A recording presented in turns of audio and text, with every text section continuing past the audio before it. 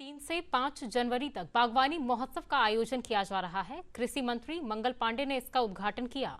यह महोत्सव पर्यावरण संरक्षण और शहरी बागवानी को प्रोत्साहित करता है। देखिए रिपोर्ट।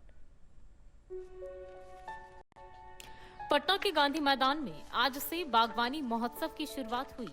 कृषि मंत्री मंगल पांडे ने इसका उद्घाटन करते हुए कहा कि सरकार किसानों की आय बढ़ाने के लिए जल्द ही शहद उत्पादन और विपणन को लेकर नई नीति लाएगी, जिससे बिहार शहद उत्पादन में आत्मनिर्भर हो सके।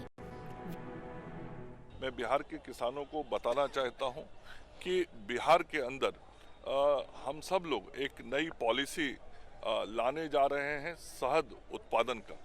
तो नई नीति शहद उत्पादन और उसके विपणन की इस नीति को हम सब लोग बनाएंगे और उसमें किसानों को किस प्रकार से बिहार की सरकार कृषि विभाग सहयोग कर सकती है, हम सब करेंगे। अपने आदरणीय मुख्यमंत्री श्री नीतीश कुमार जी के नेतृत्व में हम लोगों ने बिहार के किसानों को समृद्धि की ओर ले जाने का पूरा काम किया है। पिछले 20 वर्षों में किसानों की आर्थिक स्थिति को बहुत बेहतर किया है नीतीश कुमार जी के नेतृत्व में। आगे आने वाले समय में भी अपने मुख्यमंत्री जी के नेतृत्व में बिहार के किसानों को हम समृद्धि की ओर ले जाएंगे और ये नई शहद उत्पादन नीति और विपणन नीति ये किसानों के सामने हम लाएंगे, ताकि बिहार में जो बागवानी के माध्यम से काम बढ़े हैं उसमें शहद का उत्पादन भी बिहार में और बढ़े, जिसकी पूरी संभावना है। कृषि मंत्री मंगल पांडे ने बताया कि बिहार में अभी 13 लाख हेक्टेयर में बागवानी हो रही है, लेकिन कृषि विभाग का अगला लक्ष्य इसे बढ़ाकर 18 लाख हेक्टेयर करना है, जिससे कि राज्य में फूलों और फलों के साथ ही मसालों की खेती को बढ़ावा दिया जा सके। उन्होंने कहा कि नीतीश सरकार की प्राथमिकता किसानों को आर्थिक तौर पर सशक्त बनाना है। अभी पूरे बिहार में लगभग 13.5 लाख हेक्टेयर जमीन पे बागवानी होती है।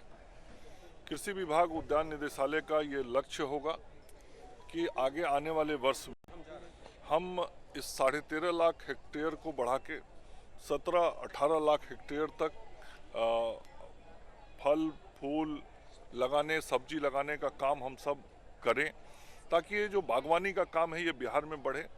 और बागवानी एक ऐसा काम है जिससे आर्थिक समृद्धि किसानों की बहुत लाई जा सकती है। तो आप देखते होंगे आज के समय में चाहे वह फल हो या फूल हो, फल फूल के बाजार बहुत बढ़े हैं और उसके जो उत्पादन होते हैं तो उसके पैसे भी बहुत अच्छे किसानों को मिलते हैं।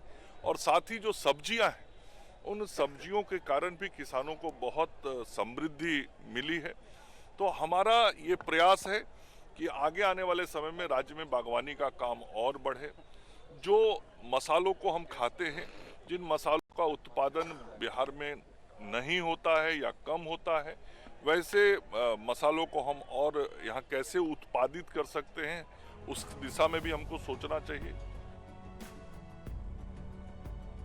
बागवानी महोत्सव में छत पर बागवानी को बढ़ावा देने के लिए रूफटॉप गार्डनिंग योजना पेश की गई है। इस योजना के तहत 30 गमले पौधों सहित केवल 2244 रुपए में आम लोगों को दिए जाएंगे। यह योजना शहरी क्षेत्रों में बागवानी को प्रोत्साहित करने के मकसद से बनाई गई है। बागवानी महोत्सव 2025 में मुख्य आकर्षण। 3 से 5 जनवरी तक चलने वाले बागवानी महोत्सव में आम लोगों का प्रवेश निःशुल्क है। यहाँ बागवानी से जुड़े उत्पाद और उपकरण खरीदने की भी सुविधा है। किसान यहाँ से उच्च गुणवत्ता वाले बीज खरीद सकते हैं। कृषि विशेषज्ञों द्वारा किसानों और बागवानों को खेती की नई तकनीक के बारे में जानकारी दी जाएगी। वहीं फूलों और सब्जी की खेती को बढ़ावा देने के लिए फ्लावर और वेजिटेबल डेकोरेशन प्रतियोगिताएं आयोजित की जाएंगी।